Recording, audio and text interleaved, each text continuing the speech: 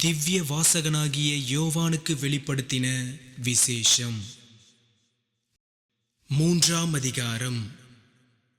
சர்தை சபையின் தூதனுக்கு நீ எழுத வேண்டியது என்னவெனில், தேவனுடைய 7 ஆவிகளையும் 7 நட்சத்திரங்களையும் உடையவர் சொல்லுகிறதாவது: உன் கிரியைகளை அறிந்திருக்கிறேன். நீ உயிருள்ளவனென்று பெயர் கொண்டிருந்தும் செத்தவனாயிருக்கிறாய். நீ விழித்துக்கொண்டு சாகிறதற்கு ஏதுவாயிருக்கிறவைகளை ஸ்திரப்படுத்து. உன் கிரியைகள் தேவனுக்கு முன் நிறை உள்ளவைகளாக நான் காணவில்லை.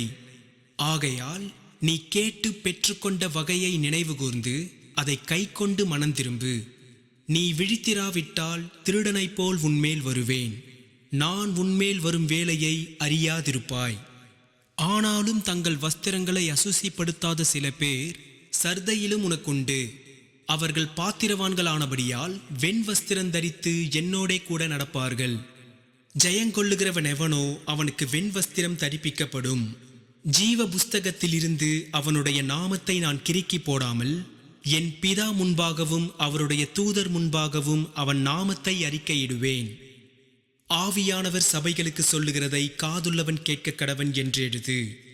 பிலதெல்பியா சபையின் தூதனுக்கு நீ எழுத வேண்டியது என்னவெனில், பரிசுத்தம் உள்ளவரும் சத்தியமுள்ளவரும் தாவீதின் திறவுகோலை உடையவரும் ஒருவரும் பூட்டக்கூடாதபடிக்கு திறக்கிறவரும் ஒருவரும் திறக்கக்கூடாதபடிக்கு பூட்டுகிறவருமாயிருக்கிறவர் சொல்லுகிறதாவது: உன் கிரியைகளை அறிந்திருக்கிறேன். உனக்கு கொஞ்சம் பலன் இருந்தும் நீ என் நாமத்தை மறுதலியாமல் என் வசனத்தை கை கொண்டபடியினாலே, இதோ திறந்த வாசலை உனக்கு முன்பாக வைத்திருக்கிறேன். அதை ஒருவனும் பூட்ட மாட்டான். இதோ யூதரல்லாதிருந்தும் தங்களை யூதரென்று பொய் சொல்லுகிறவர்களாகிய சாத்தானுடைய கூட்டத்தாரில் சிலரை உனக்கு கொடுப்பேன். இதோ அவர்கள் உன் பாதங்களுக்கு முன்பாக வந்து பணிந்து நான் உன்மேல் அன்பாயிருக்கிறதை அறிந்து கொள்ளும்படி செய்வேன். என் பொறுமையை குறித்து சொல்லிய வசனத்தை நீ காத்து கொண்டபடியினால் பூமியில் குடியிருக்கிறவர்களை சோதிக்கும்படியாக பூச்சக்கரத்தின் மேலெங்கும் வரப்போகிற சோதனை காலத்திற்கு தப்பும்படி நானும் உன்னை காப்பேன். இதோ சீக்கிரமாய் வருகிறேன். ஒருவனும் உன் கிரீடத்தை எடுத்துக்கொள்ளாதபடிக்கு உனக்குள்ளதை பற்றி கொண்டிரு. ஜெயங்கொள்ளுகிறவன் எவனோ அவனை என் தேவனுடைய ஆலயத்திலே தூணாக்குவேன். அதினின்று அவன் ஒரு காலும் நீங்குவதில்லை.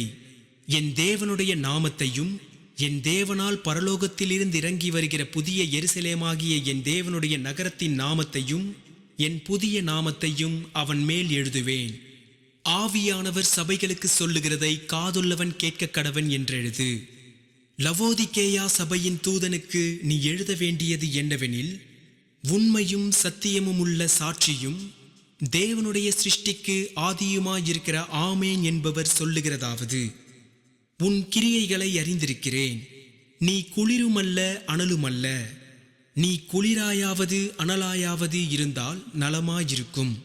இப்படி நீ குளிருமின்றி அனலுமின்றி வெதுவெதுப்பாயிருக்கிறபடியினால் உன்னை என் வாயினின்று வாந்தி பண்ணி போடுவேன்.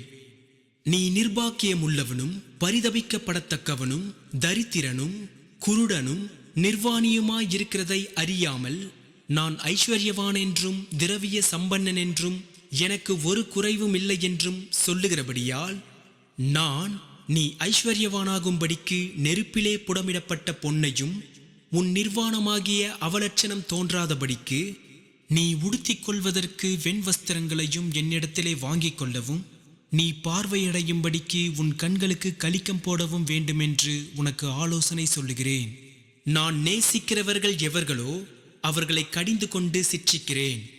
ஆகையால் நீ ஜாக்கிரதையாயிருந்து மனந்திரும்பு. இதோ வாசற்படியிலே நின்று தட்டுகிறேன்.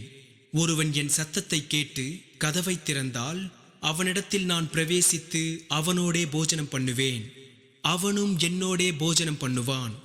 நான் ஜெயங்கொண்டு என் பிதாவினுடைய சிங்காசனத்திலே அவரோடே கூட உட்கார்ந்தது போல, ஜெயங்கொள்ளுகிறவன் எவனோ அவனும் என்னுடைய சிங்காசனத்தில் என்னோடே கூட உட்காரும்படிக்கு அருள் செய்வேன். ஆவியானவர் சபைகளுக்கு சொல்லுகிறதை காதுள்ளவன் கேட்க கடவன் என்றெழுது என்றார். கர்த்தர் உங்களை ஆசீர்வதிப்பாராக.